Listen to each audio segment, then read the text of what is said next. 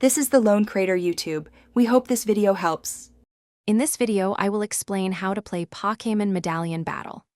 Unfortunately, it's important to know upfront that this game is no longer available. It was a digital card battle strategy game where trainers would collect, battle, and evolve their favorite Pokémon, presented as medallions.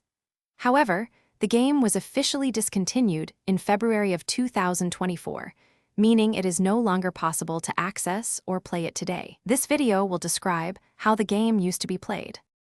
In a match, players would assemble a team of 6 Pokémon medallions.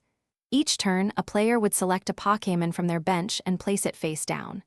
Once both players revealed their choices, the Pokémon with the higher combat power, or CP, would win that round, earning 1 point.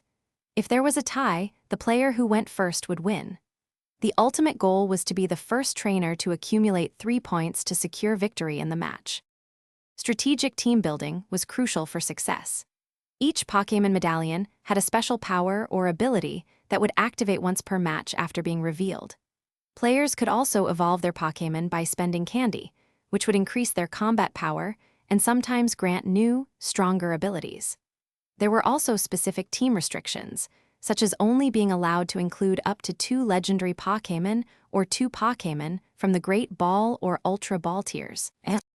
Players would advance in the game by increasing their rating and progressing through various gyms. Winning battles was key to improving your rating and unlocking new challenges.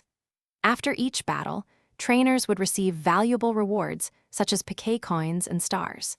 These could be used to acquire new Pokémon medallions or evolve existing ones.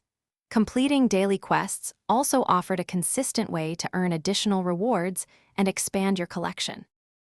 Thanks for watching. Consider subscribing if we helped you.